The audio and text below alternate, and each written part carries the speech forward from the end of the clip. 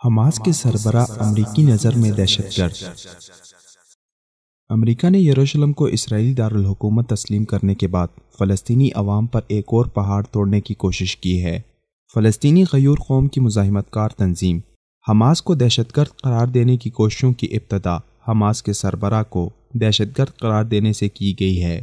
امریکہ کے محکمہ خزانہ نے فلسطینی مزاحمت کار جماعت حماس کے سربراہ اسماعیل ہنیہ کا نام دہشت گردوں کی بلیک لسٹ میں شامل کر لیا ہے۔ یہ اسرائیل پر امریکی کرم نوازیوں اور ٹرمپ کی اسرائیل کو فلسطین پر مسلط کرنے کی مسلسل دوسری اور بڑی کوشش ہے۔ امریکی محکمہ خارجہ کی جانب سے اسماعیل ہنیہ پر پابندی کے متعلق بیان میں کہا گیا ہے کہ اسماعیل ہنیہ کے حماس کے عسکری ونگ کے ساتھ قریبی تعلقات ہیں۔ وہ شہریوں سمیت اسرائیل کے خلاف مسلح جدوجہد کے وکیل رہے ہیں۔ بیان میں اسماعیل ہنیہ پر یہ الزام عائد کیا گیا ہے کہ وہ اسرائیلی شہریوں کے خلاف دہشت گردی کے حملوں میں ملوث رہے ہیں۔ حماس دہشت گردی کے حملوں میں 17 امریکیوں کی ہلاکتوں کے ذمہ دار ہے۔ اسماعیل ہنیہ کا نام اب امریکی محکمہ خزانہ کی پابندیوں کی بلیک لسٹ میں بھی شامل کر لیا گیا ہے۔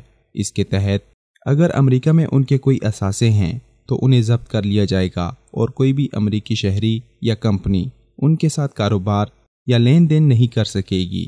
عرب میڈیا کے مطابق امریکہ نے ایک فلسطینی گروپ الصابرین اور مصر سے تعلق رکھنے والی حسم ملیشیا کو بھی دہشت گرد قرار دے کر بلیک لسٹ کر دیا ہے۔ اسماعیل ہنیہ اس وقت غزہ میں مقیم ہیں اور حماس کے تنظیمی سربراہ ہیں۔ دہشت گردوں کی فہرست میں ان کے نام کی شمولیت دراصل امریکہ کا اسرائیل کی طرفداری میں فلسطینیوں کے خلاف دوسرا بڑا جارحانہ اقدام ہے۔ اس سے مشرق وسطیٰ میں موجود کشیدگی میں مزید اضافہ ہوگا۔ فلسطینی مسلمان اسرائیلی تسلط کے خلاف اپنی آزادی کی جنگ لڑ رہے ہیں اور اسرائیل کے ناجائز قبضے کے خلاف سفارتی، اخلاقی اور مزاحمتی کوششوں میں مصروف ہیں۔ جہاں پوری دنیا اسرائیل کو فلسطین کا دشمن اور اس پر قبضہ کرنے والا غاصب تسلیم کرتی ہے اور اسرائیلی ریاستی دہشت گردی کی مذمت کرتی ہے، وہیں دنیا میں انسانیت کا سب سے بڑا چیمپئن امریکہ فلسطینیوں کے حقوق کے لیے لڑنے والوں کو دہشت گرد قرار دیتا ہے۔ دنیا بھر میں ریاستی دہشت گردوں کو سپورٹ کرنے والا امریکہ ہے۔ ڈونلڈ ٹرمپ کی صدارت کے بعد امریکہ جیسے احمقانہ اور تاریخی غلط فیصلے کر رہا ہے۔ یہ امن عالم کے لیے خسارے کا سبب ہے۔ دنیا میں 2 قوموں پر زبردستی تسلط ہے اور ان پر تسلط کو اقوام متحدہ بھی غلط قرار دے چکی ہے، لیکن امریکہ انہیں اپنا بغل بچہ بنا رہا ہے۔ ہندوستان کے دہشت گرد اور مسلمانوں کے قاتل وزیر اعظم مودی سے امریکہ کی قربتیں بڑھیں تو امریکہ نے مودی کی چاپلوسی پر اسے خوش کرنے کے لیے کشمیر کی آزادی کی جنگ لڑنے والے کمانڈر سید صلاح الدین کو دہشت گرد قرار دیا، جبکہ اب فلسطینی قوم کی آزادی کی جنگ لڑنے والے اسماعیل ہنیہ کو دہشت گرد قرار دے کر اسرائیل سے اپنے دائمی تعلق کا ثبوت دیا۔ ایک جانب امریکہ عراق، شام اور افغانستان میں داخل ہو کر انسانیت کا قتل عام کرتا ہے اور اسے دہشت گردی کے خلاف جنگ قرار دیتا ہے، تو دوسری جانب ریاستی دہشت گردوں کو پالتا ہے اور انہیں پوری دنیا کی مخالفت کے باوجود اپناتا ہے۔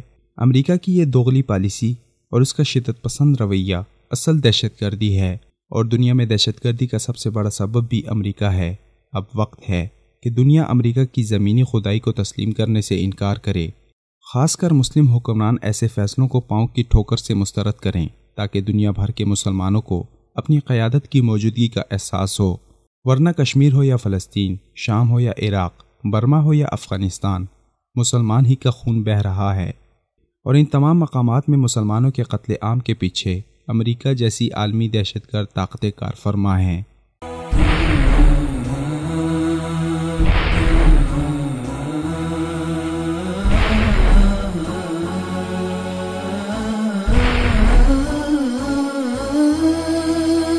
مثال اردو، سچ کا چہرہ۔